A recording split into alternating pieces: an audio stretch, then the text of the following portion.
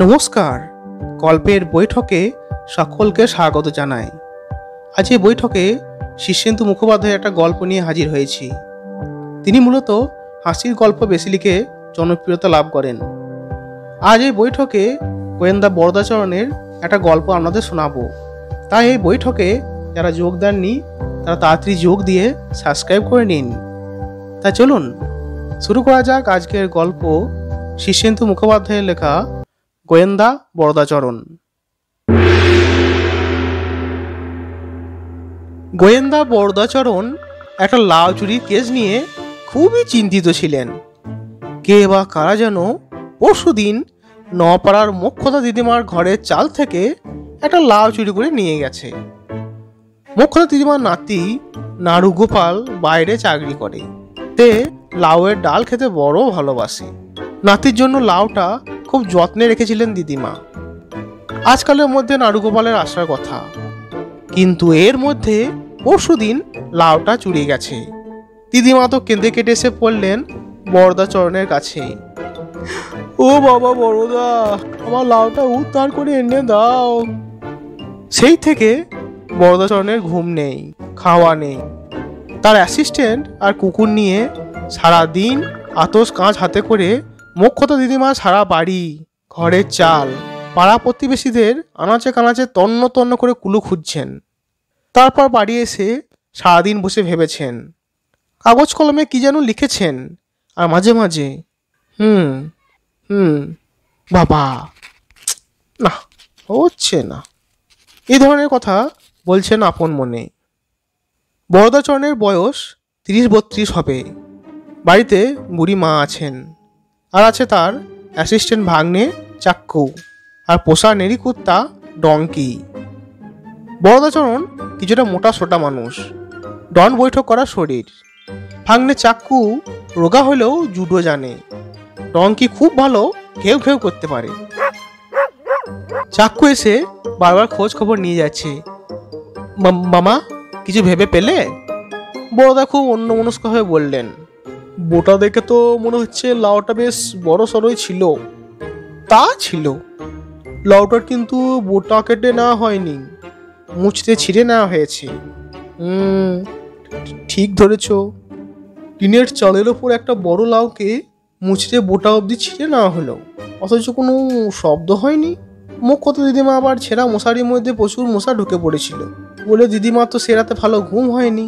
শব্দ হলে তার তো টের পাওয়ার কথা। চাক্কু চিন্তিতভাবে বলে, সে ঠিক, তবে মোক্ষদা দিদিমা আমার কানে একটু খাটুক কি না। এই সময়ে বাইরের ডঙ্কি ঘেউ ঘেউ করে উঠল। কে একজন চেঁচিয়ে বললে, কুকুর সামলান। চাক্কু ছুটে বাইরে গেল। একটু বাদে একজন বেশ ভালো চেহারা লোক ঘরে ঢুকেই বললেন, নমস্কার বড়দা বাবু, একটা মার্ডার কেস আছে। বরদাচরণ গম্ভীরভাবে তাকে বসতে বলে কেস ডায়েরির খাতা টেনে নিয়ে কলম বাগিয়ে বললেন, ডিটেলসে বলুন। আমার একটা পোষা কাকাতুয়া আছে, আর সকালে উঠে দেখি সে ডাঁট থেকে মৃত অবস্থায় ঝুলে আছে। বরদাচরণ ভুরু কুঁচকিয়ে বললেন, এটা যে অস্বাভাবিক মৃত্যু তা কি করে বুঝলেন? খুবই স্বাভাবিকভাবে বুঝলাম। ভদ্রলোক উদ্ভ্রান্ত মুখে বললেন, পাখিটার প্রতি আমার প্রতিবেশী রামচন্দ্রের অনেক দিনের লোভ। সে প্রায়ই বলতো, অম্বুজাক্ষ, তোমার কাকাতুয়াটা বেশ চমৎকার, হরিনাম করে হে। তখন থেকেই ওর মতলব আমার ভালো ঠেকেনি। আজ সকালে পাখিটাকে ঝুলতে দেখে আমি দাঁড়ে রাখা জল আর পাখির খাবার পরীক্ষা করি। আমার মনে হচ্ছে জলে বা খাবারে বিষ মেশানো আছে। বরদাচরণ ডায়েরি বন্ধ করে উঠলেন, পিস্তলটা ডয়ার থেকে টেনে বার করে পকেটে ভরলেন। আতস কাঁচ, ঘড়ি, ক্যামেরা এবং কি একটা ভেবে টেপ রেকর্ডারটাও সঙ্গে নিলেন। চাক্কু ও ডঙ্কিকেও তৈরি হতে বললেন। তারপর ভদ্রলোকের দিকে চেয়ে বললেন, অম্বুজাক্ষবাবু, কেসটা অত সরল নাও হতে পারে। রামচন্দ্রবাবুর যেমন মোটিভ থাকতে পারে, আর কাকাতুয়াটা সুসাইডও করতে পারে, কিংবা এর পেছনে হয়তো আরও অনেক গভীর চক্রান্ত হয়েছে। বেরোবার সময় বরদাচরণের মা ডেকে বললেন, ওরে বড়দা, দুটো পান্তা ভাত খেয়ে যাবি না? এ কার কথা শোনে। বরদাচরণ বেরিয়ে পড়লেন। অম্বুজাক্ষ বাবুর বাড়িটা বেশ বড়। পেছনে একটা ঢাকা দরদালানে অনেকগুলো খাঁচা, আর দাঁড়ে বিস্তর পাখি চেঁচামেচি করছে। বরদাচরণ কাকাতুয়ার দাঁতটা ভালো করে দেখলেন। পাখিটা পায়ে বাঁধা শিকল থেকে তখনও ঝুলছে। দাঁড়ের দুদিকে দুটো বাটিতে জল আর কাবলি ছোলা। একটা ছোলা তুলে নিয়ে পেছনের উঠোনে ছুঁড়ে দিলেন বরদাচরণ। একটা কাক সঙ্গে সঙ্গে নেমে এসে সেটা খেয়ে ফেলল। কিছুক্ষণ বরদাচরণ কাকটাকে লক্ষ্য করলেন। না, কাকটা তো মরল না, তার অর্থ ছোলায় বিষ নেই। জলের বাটি থেকে খানিকটা ডপারে করে জল তুলে নিয়ে বরদাচরণ এদিক ওদিকে তাকাতে লাগলেন। অম্বুজাক্ষবাবুর পোষা কাবলি বিড়ালটাকে একটা কাঠের বাক্সের ওপর বসে থাকতে দেখে এগিয়ে গিয়ে আচমকা চেপে ধরলেন সেটাকে। অম্বুজাক্ষ হাঁ হাঁ করে এগিয়ে এসে বাধা দেওয়ার আগেই বরদাচরণ বিড়ালটাকে অদ্ভুত কায়দা করে ডপারের জলটা তার মুখগহ্বরে ফেলে দিলেন। বিড়ালটা বার কয়েক খুব আপত্তিকর শব্দ করল, কিন্তু মরল না। বরদাচরণ গম্ভীরভাবে বললেন, ওদিকে অম্বুজাক্ষবাবু একটা হোমিওপ্যাথি শিশির ওষুধ থেকে কয়েকটা বড়ি বের করে আপন মনেই বললেন, গায়ে বড় ব্যথা। ওদিকে চাক্কু ডঙ্কির বকলস ধরে বাড়ির চারদিকে ঘুরে ঘুরে কুলু খুঁজছিল। হঠাৎ সে দৌড়ে এসে বরদাচরণের কানে কানে বলে গেল, লাউর খোসা, রামচন্দ্রবাবুর বাড়ির পেছন দিকে লাউর খোসা পড়ে আছে মামা। বুড়ো মানুষ রামচন্দ্রবাবু ঘরে বসে রামায়ণ পড়ছিলেন। বরদাচরণকে দেখে যেন একটু চমকে উঠে বললেন, আরে আসুন আসুন বরদাবাবু, বিখ্যাত লোকেদের দেখা পাওয়া একটা মস্ত সৌভাগ্যের ব্যাপার। বরদাচরণ বসলেন। স্থির চোখে কিছুক্ষণ রামচন্দ্রবাবুকে স্টাডি করে দেখলেন তিনি। রামচন্দ্রবাবু রামায়ণ বন্ধ করে বললেন, ভাবছিলাম আজ আপনার কাছে একবার যাব। আমার উঠোনে নারকেল গাছ থেকে কাল রাতে 6টা নারকেল কে বা কারা যেন চুরি করে নিয়ে গেছে। খুবই রহস্যময় ব্যাপার। বাইরে থেকে কাল কারো পক্ষে উঠোনে আসা খুবই শক্ত। তবে বলে রামচন্দ্রবাবু খুবই ইঙ্গিতপূর্ণভাবে চুপ করে গেলেন। বরদাচরণ রাইতে কেসটা লিখে নিতে নিতে বললেন, কিছু গোপন করবেন না রামচন্দ্রবাবু? রামচন্দ্রবাবু লাজুক হাসি এসে বললেন, না না না, গোপন করে কি লাভ? আপনার চোখে কি ফাঁকি দেওয়া সম্ভব? বলেই ফেলি। বলে গলাটা একটু নিচু করে বললেন, ওই পাশের বাড়ির অম্বুজাক্ষ আছে না, মহা নারকেল খোর। দুবেলা নারকেল খায়, বড়া করে খাচ্ছে, নাড়ু বানিয়ে খাচ্ছে, মুড়ি দিয়ে খাচ্ছে। এমন নারকেল খোর কাউকে আমি দেখিনি।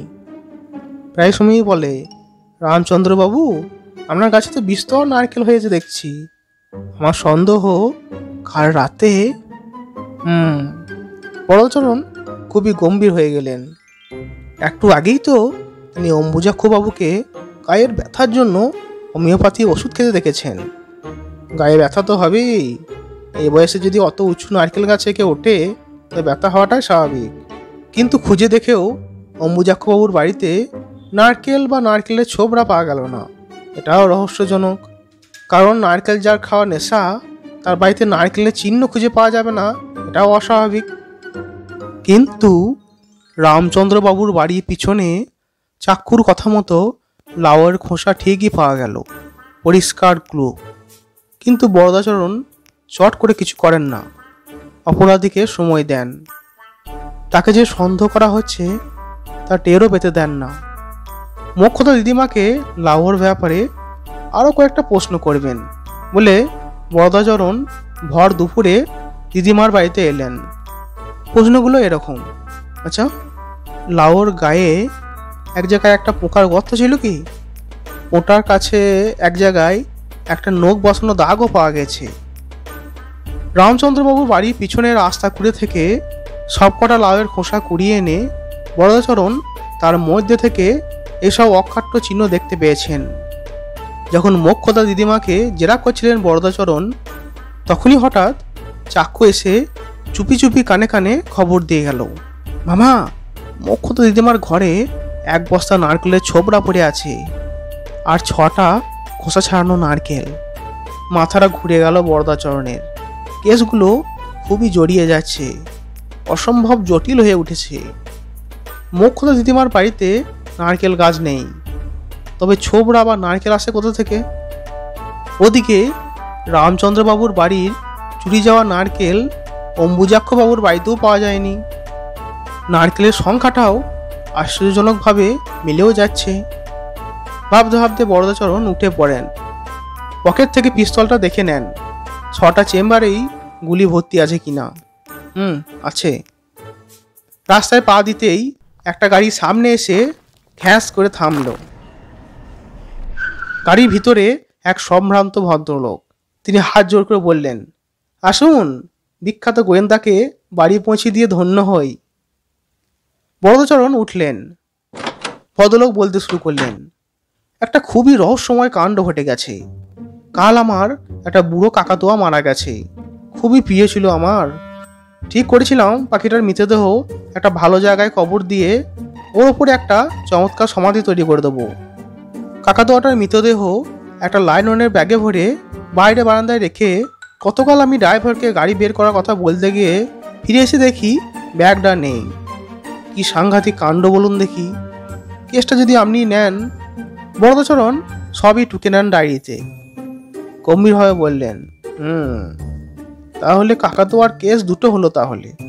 আশ্চর্য ব্যাপার। বলে দুশ্চিন্ত বরদাচরণ বাড়ির সামনে নেমে গেলেন। দুপুরে খুব অন্যমনস্কভাবে খেতে বসেছেন বরদাচরণ। কি খাচ্ছেন তা বুঝতেই পারছেন না। লাউ না কাকাতুয়া না নারকেল, সব যেন জট পাকিয়ে আছে মাথায়। তার মা বললেন, ও বড়দা, লাউ ঘন্ট দিয়ে আর দুটো ভাত মাখ। লাউ ঘন্ট কথাটা বরদাচরণের মাথার মধ্যে 2-1বার টং টং করে শব্দ করল। প্রায় তিনি লাউ ঘন্ট খান, কাজেই বিস্মিত হওয়ার কথা নেই। হঠাৎ বরদাচরণ চমকে উঠে বললেন, লাউ ঘন্ট? লাউ এলো কোথা থেকে? আমি তো আজ বাজার থেকে লাউ আনিনি। মা বলেন, তুই আনবি কেন? কাল চাকু লাউটা হাতে করে নিয়ে এসেছে। ওর কোনো এক বন্ধুর বাড়িতে নাকি অনেক লাউ হয়েছে, তারা দিলে। নিজের পাতের দিকে ভালো করে চেয়ে দেখলেন বরদাচরণ। লাউ ঘন্টের পাশে দুটো বড়া পড়ে আছে। উঠে গিয়ে আতস কাজ নিয়ে এসে বড়াটা নিবিষ্ট মনে দেখছেন। মা বললেন, দেখছিস কি? ও তো নারকেলের বড়া। 6টা নারকেল এনেছিল চাক্ষু। কোন গাছ থেকে নাকি পড়ে গিয়েছিল বাতাসে, তা দুটো ভেঙেই বড়া করেছি। বরদাচরণ বাকি সময়টা ভাত নিয়ে নাড়াচাড়া করে উঠে বললেন, চাক্ষু অনেক আগেই খেয়ে দিয়ে কোন মাস্টারমশাইয়ের বাড়িতে পড়া বুঝতে গেছে।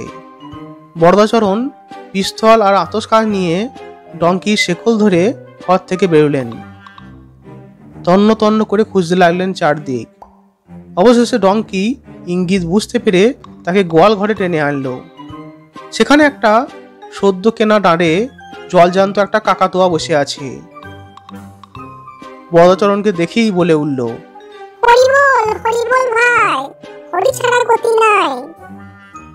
বরদাচরণ টেপ রেকর্ডার নিয়ে এসে পাখিটার কথা টেপ করতে লাগলেন। তারপর সারা দুপুর আর সন্ধে আর্কিমিডিস যেমন স্নানের চৌবাচ্চায় ডুব দিয়ে স্পেসিফিক গ্র্যাভিটি নিয়ে চিন্তা করছিলেন, তেমনি এক চিন্তার চৌবাচ্চায় ডুবে থেকে বরদাচরণও লাউ, কাকাতুয়া, নারকেলের রহস্যে মগ্ন রইলেন। তারপর আর্কিমিডিস যেমন ইউরেকা বলে লাফিয়ে উঠেছিলেন, ঠিক তেমনি তিনিও লাফিয়ে উঠলেন, ইউরেকা! সমস্ত রহস্যটাই তার কাছে জল হয়ে গেল। বস্তুত তিনি এখন সবটা বুঝতে পেরেছেন। যে লোকটা মোক্ষত দিদিমার বাড়িতে লাউ চুরি করেছে, সেই একই লোক গাড়িওয়ালা ভদ্রলোকের মৃত কাকাতুয়াটা হাত সাবাই করে এনে অম্বুজাক্ষবাবুর জ্যান্ত কাকাতুয়ার দ্বারে ঝুলিয়ে রেখে হরিনাম জপা জ্যান্ত কাকাতুয়াকে সরিয়ে ফেলে। আবার সেই লোকটাই কোন এক অজ্ঞাত কারণে রাম ভক্ত রামচন্দ্রবাবুর নারকেলও গোপনে নামিয়ে নেয় এবং ওই একই অপরাধী প্রমাণ লোপের চেষ্টায় এবং তদন্তকে বিভ্রান্ত করার জন্য বরদাচরণকে রামচন্দ্রবাবুর বাড়ির পেছনে লাউর খোসার সন্ধান দেয় এবং মোক্ষত দিদিমার বাড়িতে নারকোল ছোবড়ার অস্তিত্বের কথাও ফাঁস করে দেয়। বেশ রাত হয়ে গেছে, সবাই গভীর ঘুমে। বরদাচরণ পিস্তল হাতে নিয়ে চুপিসারে পাশের ঘরে এসে অন্ধকারে চেয়ে রইলেন। আবছা দেখা যাচ্ছে, দিদিমার বুক ঘেঁষে শুয়ে চাক্ষু ঘুমাচ্ছে। একটা দীর্ঘ নিঃশ্বাস ফেললেন গোয়েন্দা বরদাচরণ। না, এক্ষুনি তিনি কিছু করবেন না। অপরাধীকে তিনি সবসময় আরও সুযোগ দেন, তাতে অপরাধীকে যে সন্দেহ করা হচ্ছে তা বুঝতে পারে না, এবং এইভাবেই সে একদিন নিজের অপরাধের জালে ধরা পড়ে যায়। পিস্তল নামিয়ে রেখে গোয়েন্দা বরদাচরণ ফিরে এলেন নিজের ঘরেই। তিনি এখন নিশ্চিন্তভাবে জেনে গেছেন কে অপরাধী, আর কেউ নয়। অপরাধী হলো। আজকের গল্প এখানেই শেষ হলো। আবার একটা নতুন গল্প নিয়ে আসছি খুব তাড়াতাড়ি। আজকের গল্পটা কেমন লাগলো সবাই কমেন্ট করে জানান, আর ভালো লাগলে একটা লাইক অবশ্যই দেবেন। আর আমার চ্যানেলে আরও ভালো ভালো গল্প শুনতে সাবস্ক্রাইব করতে কিন্তু ভুলবেন না। So please subscribe.